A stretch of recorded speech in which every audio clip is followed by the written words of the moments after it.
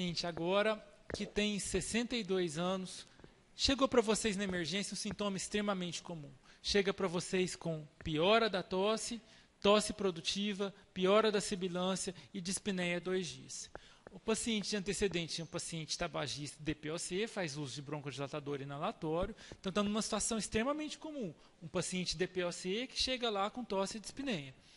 É um paciente hipertenso, tem insuficiência cardíaca, faz uso de bisoprolol. O bisoprolol dos beta-2 é o mais seletivo para coração, para não prejudicar o DPOC dele.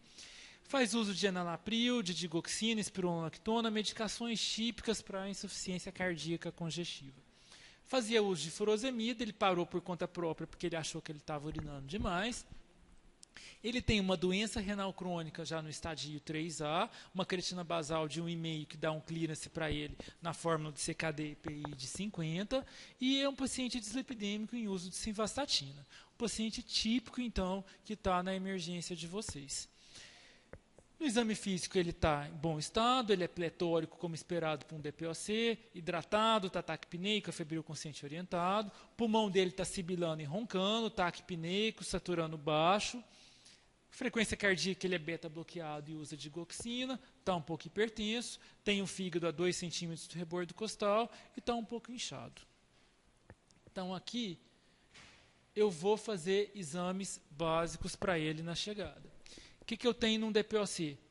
Uma gasometria que me mostra uma acidose. Essa acidose não é metabólica, porque o bicarbonato dele está alto, é uma acidose assim, respiratória, DPOC retém CO2. Então, nessa acidose respiratória, ele vai ter compensação metabólica, e o fato dele ter bicarbonato alto me mostra que ele é um retentor crônico. O pulmão dele ele tem já a hipoxemia, a saturação já esperada para um DPOC exacerbado. Eu vi que a função renal dele, o basal da creatina dele é 1,5, piorou, está 2,5, está com a ureia alta. Uma hiponatremia, a gente já viu que isso aqui provavelmente é dilucional na ICC e na doença renal crônica. Um potássio de 7,5. Isso está muito ruim, isso é gravíssimo e ele pode parar na minha frente a qualquer hora.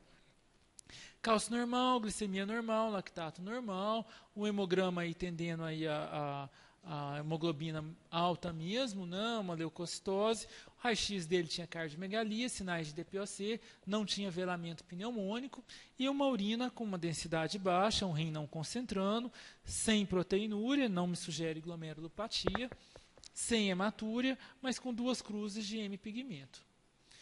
Então, nessa hora, vão vocês aí, quais os diagnósticos que vocês estão pensando? Ótimo. Então, eu acho que ele está numa insuficiência cardíaca descompensada, afinal, ele parou a furosemida, ele tem edema, ele tem hepatomegalia, ele tem hipertensão. O que mais? Tem uma hiperpotassemia. Ótimo, ótimo. E aí, o que ele chegou para a gente? Tosse produtiva, sibilância e dispneia. Então, eu vou pensar num DPOC exacerbado, né? Mas ele não tem pneumonia no raio-x, pode ser só uma infecção alta, uma traqueobronquite. Tá? E o rim dele? Ele tem já uma doença renal crônica, só que ele está no basal dele? Não, ele piorou. Alguém imagina por que ele possa ter piorado? Isso é uma das possibilidades. Alguém pensa em outra? Isso. Ótimo. Como? Isso, eu estou perguntando por que ele piorou a insuficiência renal, né? Por que a creatina dele subiu. Então, tá ótimo, gente. Então, minhas hipóteses para esse paciente é um hipertenso dislipidêmico tabagista, está com DPOC exacerbado, é o sintoma que ele chegou para mim, uma traqueobronquite, né? Ele tem uma insuficiência cardíaca descompensada, é um perfil B, ele está bem perfundido com lactato baixo, ele está quente e ele está congesto, ele está úmido. Por que ele descompensou a insuficiência cardíaca? Provavelmente porque ele parou a furosemida. Infecção, a gente sabe aí que também desencadeia a piora da descompensação da insuficiência renal. E ele tem uma doença renal crônica agudizada, ele tem uma ira em cima de uma doença renal crônica. Causas dessa piora. Causa pré-renal na ICC, eu estou pensando se o coração é tão fraco que não consegue jogar sangue para esse rim. Como é que estaria a perfusão desse paciente? ele estaria mal perfundido com um lactato aumentado. Se ele tem um lactato normal, isso vai me falar contra. Agora, eu posso ter, do mesmo jeito que o pulmão dele está inchado e o fígado dele está inchado, o rim também vai ficar congesto. Então, na síndrome cardiorenal, isso pode acontecer. E aí eu tenho uma outra pista muito importante. Eu falei para vocês na IRA que a presença de M-pigmento na ausência de hematúria me sugere rabdomiólise. E rabdomiólise ele usa a estatina, que é uma das principais causas de rabdomiólise. Tá? M-pigmento na urina sugere rabdomiólise. Não se esqueçam disso. É uma das situações que o meu exame de urina me ajuda. Sepse poderia ter mialgia. Eu vou precisar de uma CPK para ver se isso aí está acontecendo. Sepse para ele não está muito sugestivo, é assim, só uma traqueobronquite, provavelmente não levaria a sepse não. Mas no paciente com infecção, tem um pé atrás, é uma das principais causas de IRA. E aí eu tenho um potássio de 7,5 que está me assustando muito aí na chegada desse paciente. Então vamos falar um pouquinho aí do potássio. Se ele tem um potássio maior do que 5, uma hipercalemia, o que eu tenho que fazer? A primeira coisa é ver se não foi erro de coleta, as pseudo-hipercalemias. Normalmente, como é que a gente colhe sangue? Se vai com o scalp fininho e usa o tubo com vácuo, aquilo ali arrebenta as hemácias e dá hemólise. Então, nessas situações de hemólise, porque eu apertei demais o braço, usei o tubo com vácuo, libera o potássio que estava dentro das hemácias e ele vem alto na dosagem. Isso é uma pseudo-hipercalemia. Tá? O potássio ele é um íon intracelular. Se ele está dentro da hemácia, eu arrebentei a hemácia, eu vou ter hipercalemia na minha dosagem, mas o paciente com a hemácia íntegra no sangue ainda está normal. Doenças hematológicas aí, praticamente leucemias, trombocitoses, também podem levar à hipercalemia. E aí, para entender potássio, gente, se vocês entenderem esses 4 mecanismos, a gente entende tudo de potássio. Tá? O que regula potássio? Beta-2 adrenérgicos. Eu tenho um receptor, o beta-2, que estimula a sódio e potássio ATPase. O que essa bomba faz? Ela coloca potássio para dentro da célula e o sódio para fora. Então aqui o azul é a minha célula e como branco se fosse o sangue do paciente. Se eu dou beta-2, eu estou estimulando o potássio a entrar. Insulina. A insulina estimula essa outra bomba, que é a sódio H+, que promove a entrada do sódio e a saída do H+. Só que se o sódio está entrando porque a insulina está estimulando a entrada do sódio, eu vou querer que o sódio saia pela sódio e potássio ATPase e isso promove a entrada do potássio. Indiretamente, estimulando essa bomba, o sódio entra, depois o sódio que entrou vai ter que sair e para o sódio sair, o potássio entra. Esse outro mecanismo que está relacionado ao pH, o pH do sangue, o potencial hidrogeniônico. Situações que eu tenho excesso de H+ no meu sangue. Se o meu sangue tem muito H+, eu estou numa acidose, o H+ vai querer fazer o quê? Entrar para dentro da célula. O H+ entra para dentro da célula, o sódio sai. Se o sódio está saindo para o H+ poder entrar, o sódio não vai querer sair para o potássio entrar. Então, voltando. Se eu tenho muita entrada de H+, eu vou ter muita perda de sódio. Se eu já estou perdendo sódio por aqui, eu não vou conseguir perder sódio por aqui. E nisso o potássio não entra. Ou seja, excesso de H+ me leva à hiperpotassemia. E eu tenho uma relação, não sei se vocês conseguem enxergar aqui no fim, que cada 0,1 de queda do meu pH plasmático, o meu potássio no sangue aumenta entre 0,5 e 0,6. Então, o paciente tem acidose de qualquer motivo, ele não vai conseguir que o potássio entre na célula, a acidose leva à hipercalemia e vice-versa, e a alcalose leva à hipocalemia e vice-versa. O quarto mecanismo que eu tenho aqui muda um pouquinho. Nesses 3, o azul era a célula e o branco era o sangue. Aqui, o que muda?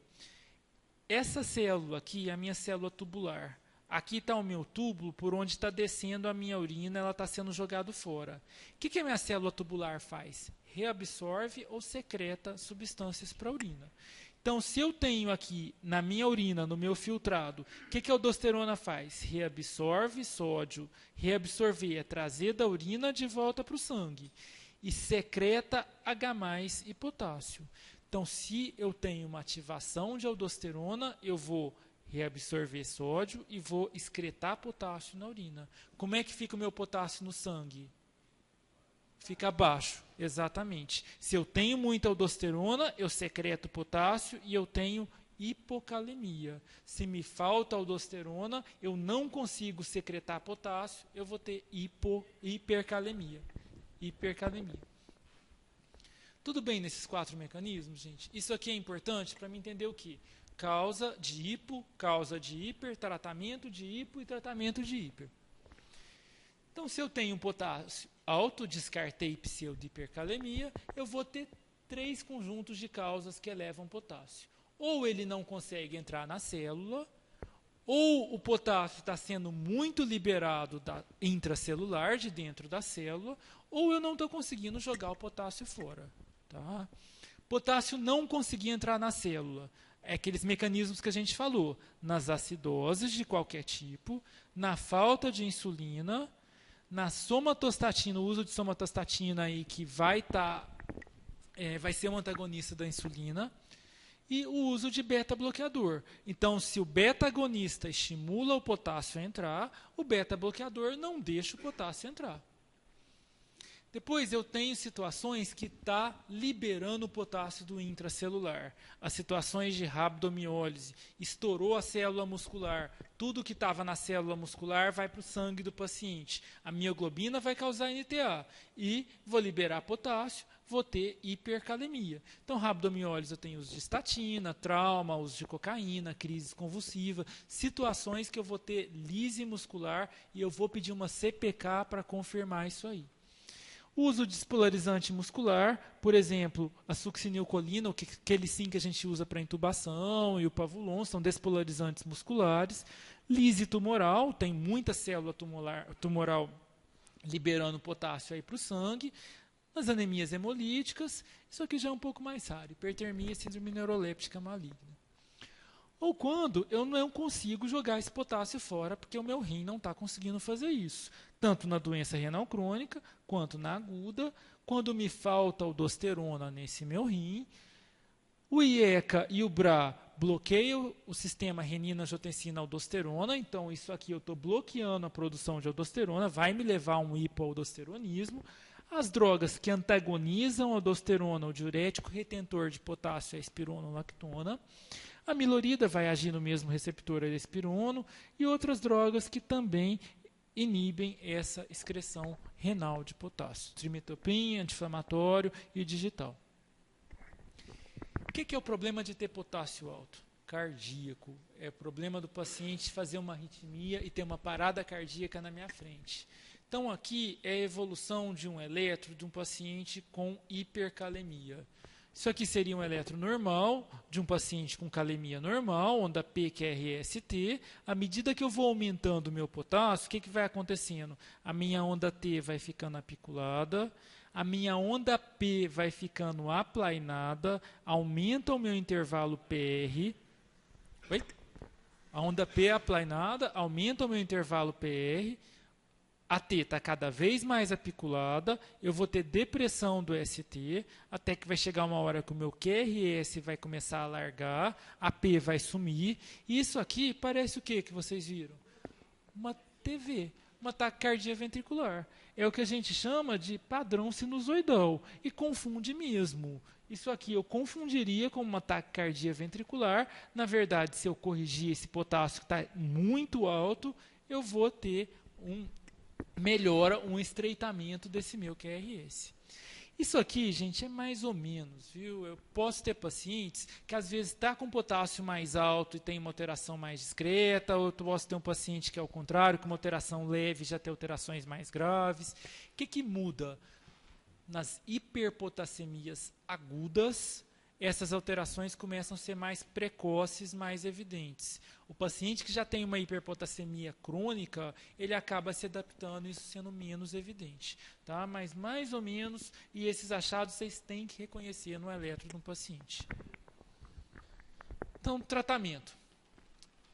Chegou o paciente com potássio alto, o tratamento passa por essas 3 fases. Primeira coisa, proteger o coração. que mata o paciente? É a arritmia cardíaca no coração. Então, a primeira coisa que eu vou tomar cuidado é não deixar esse paciente morrer de arritmia.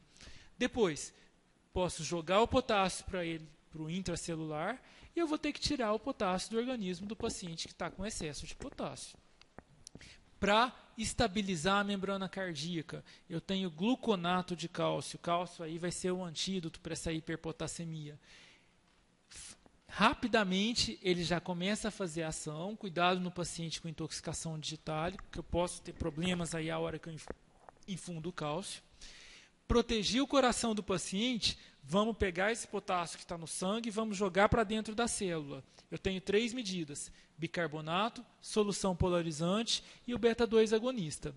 O que essas 3 medidas me refletem? Aqueles mecanismos que a gente viu lá anteriormente. Aquelas 3 bombas que a gente viu, que o beta-agonista jogava o potássio para o intracelular, que a insulina joga o potássio para o intracelular e que o bicarbonato corrige a acidose e joga o potássio para o intracelular.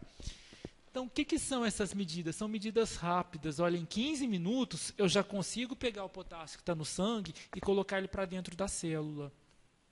Bicarbonato, o que eu tenho que tomar cuidado? Se o paciente está hipervolêmico. Então, se ele está inchado, é bicarbonato de sódio, eu vou acabar dando mais volume para o paciente, eu posso piorar a congestão. E na hipocalcemia é contraindicado, porque cai o cálcio iônico, o paciente pode fazer uma hipocalcemia aguda. Solução polarizante, o que é isso? Uma associação de insulina com glicose. O que isso aí faz? A insulina joga o potássio para o intracelular. E o que a glicose tem a ver com a história? É só para o paciente não fazer uma hipoglicemia. Se eu der insulina pura, ele vai fazer hipoglicemia. Então, eu dou insulina mais glicose, a insulina coloca o potássio no intracelular e a glicose não deixa ele fazer hipoglicemia. Lembrando que nos pacientes com hipo ou hiper, eu vou precisar repensar nessa proporção, talvez aumentar ou diminuir o tanto de glicose nessa hora. Beta-2 agonista, faço salbutamol e aerosol, né? Isso aí também é imediato. Cuidado nos pacientes com arritmia e nos coronariopatas, que isso aí vai acelerar o coração do paciente. Depois que eu estabilizei a membrana, que eu joguei o potássio para o intracelular, eu vou ter que tirar o potássio do organismo do paciente. Como é que eu tiro o potássio do organismo? Ou pelo rim, ou pelas fezes, ou pelo sangue. Então eu tenho a furosemida, um diurético aí de alça, vou fazer em bolos. Aqui já começa a demorar um pouquinho mais para essas drogas aí agirem. Cuidado nos pacientes que estão hipovolêmicos. Nesse aqui eu vou precisar primeiro hidratar e depois dar diurético. E se o rim dele não funcionar, talvez não adiante eu ficar dando furosemida para esse paciente. Sorcal é o nome comercial de uma resina de troca, que é o poliestireno de cálcio. O que essa resina faz? Lá no intestino troca potássio com cálcio. Então, o paciente vai excretar potássio nas fezes às custas de absorção intestinal de cálcio. Tá? Então, essa resina de troca, eu dou ou via oral para lá no tubo gastrointestinal aí eu excretar potássio, ou posso fazer por enema, uma droga aí de ação retal. O problema é que ela leva a constipação intestinal. Essa outra medida, a fludrocortisona, isso aqui é um análogo da aldosterona. É como se eu estivesse dando uma aldosterona sintética. Lembra daqueles mecanismos que a gente viu de fisiologia aí do potássio? A aldosterona é um hormônio que faz o quê? Lá no túbulo, reabsorve sódio e secreta potássio. Então, é isso que é o objetivo de secretar potássio na urina do paciente. O que é um problema? É uma droga de ação lenta. A gente usa isso aqui para pacientes ambulatoriais. Na emergência, eu sei que vocês não vão fazer isso. E o outro problema é que a aldosterona reabsorve sódio. Eu vou ter um paciente mais hipervolêmico, mais hipertenso. Eu vou ter retenção de sódio por causa disso.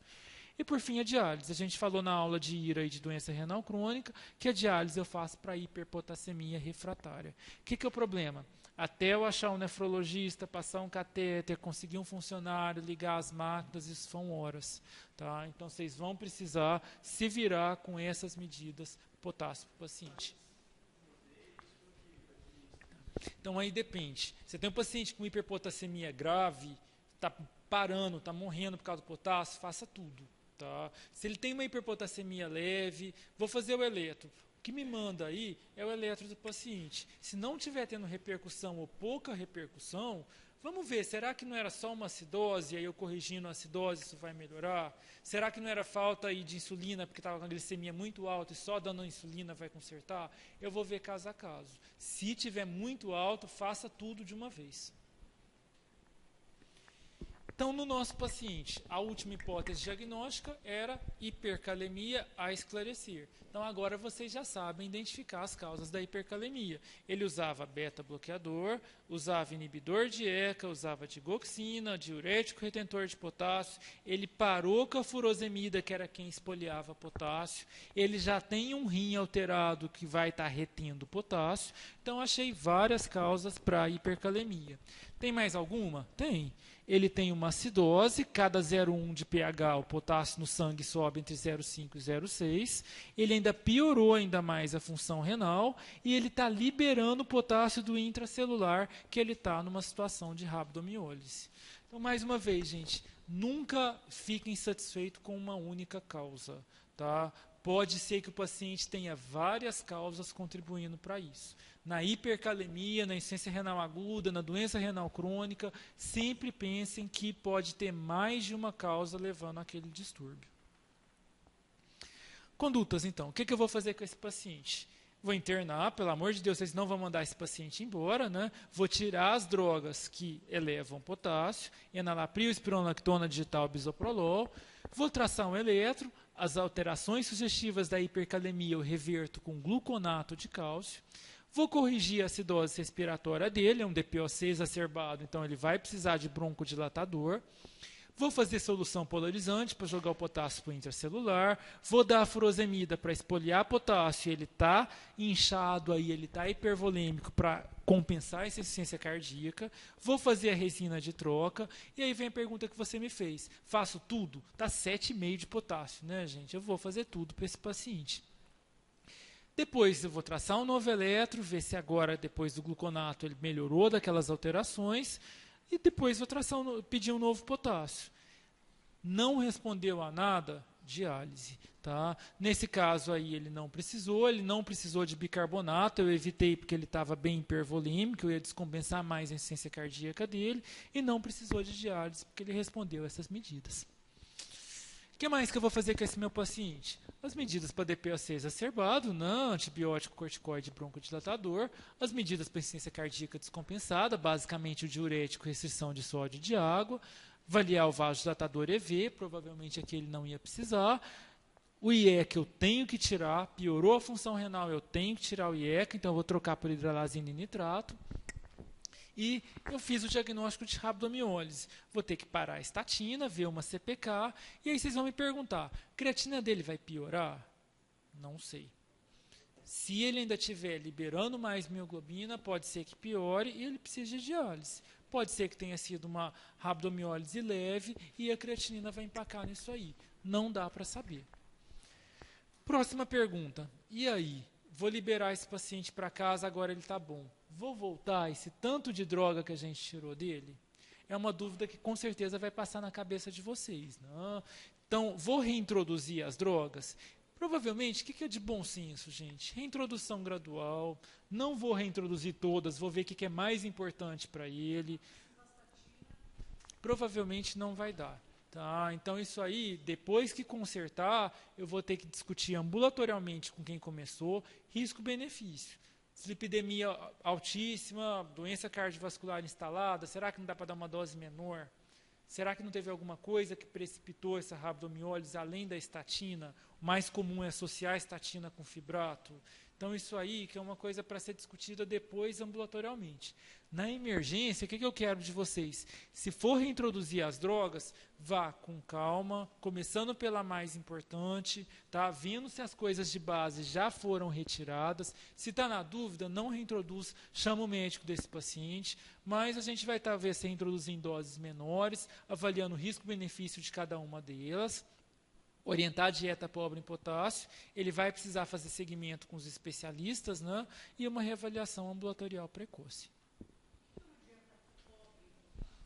Vixe, basicamente tudo tem potássio. Não, o que a gente fala aí que das frutas, todas têm, exceto maçã, pera, melancia e limão. Tá? A gente fala para os pacientes que as frutas amarelas têm muito potássio. E tudo é amarelo.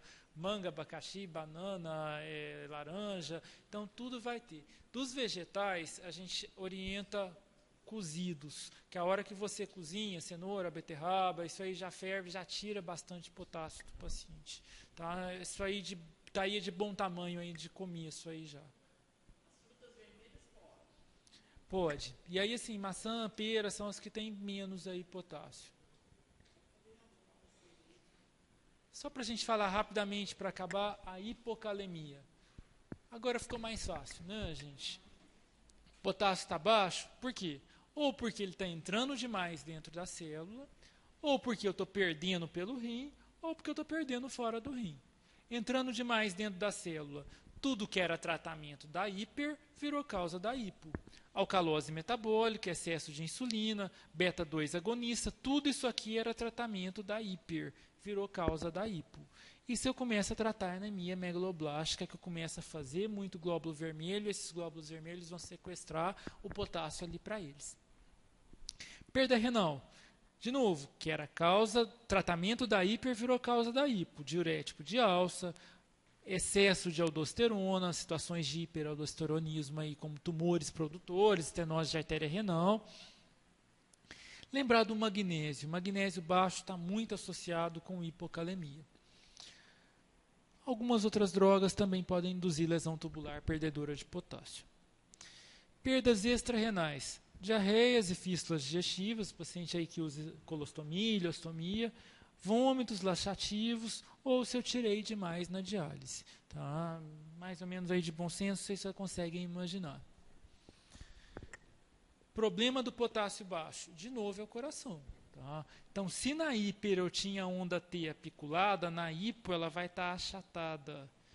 Posso ter depressão de onda T e pode me aparecer uma outra ondinha aqui, a chamada onda U, que às vezes me confunde com o quê? Com o P do meu QRS seguinte. Tá? Então, isso aí às vezes confunde mesmo. Se vocês virem isso aí, vocês têm que pensar em potássio baixo nesse paciente. E aí, o quadro clínico é proporcional à gravidade. Desculpa, aqui não é da hiper, é da hipo. A maioria dos pacientes estão assintomáticos. Nos casos mais graves, pode ter fraqueza muscular, paralisia muscular, ilho paralítico, inibe a secreção de insulina pelo pâncreas e tem hiperglicemia, pode causar rabdomiólise e tubulopatias. Mas aí são potássios mais baixos. Tratamento, meio óbvio que eu vou repor potássio para o paciente. Tratar a doença de base, avaliar o grau de depressão do potássio corporal, ver se não tem magnésio baixo associado. Se o potássio está perto do normal, entre 3 e 3,5, eu posso repor oral ou com xarope ou com comprimido. Se o potássio está mais baixo, aí é mais seguro eu fazer reposição endovenosa. Eu pego a minha ampolinha, pelo amor de Deus, ninguém vai pagar potássio, ampola de potássio e fazer EV no paciente direto com separada cardíaca imediata. Vocês vão diluir esse KCl predominantemente em solução salina. Por que salina? Porque glicose estimula a produção de insulina, funciona como polarizante, colocando potássio para dentro da célula. Então, em solução salina, não fazer muito concentrado, porque dói, tem o risco de flebite. O ideal é que em 1 litro eu coloque 1,5 ampola em soro periférico, em veia periférica, e em 1 litro eu coloco 2,5 ampolas em acesso central. Tá? A gente vê muito paciente usando potássio mais concentrado do que isso. Isso aí acaba com a veia do paciente. Repor lentamente e, de novo, monitorizar de 6 em 6 horas. Não posso deixar passar aí para hiper. Posso associar a espironolactona, que é o diurético poupador de potássio.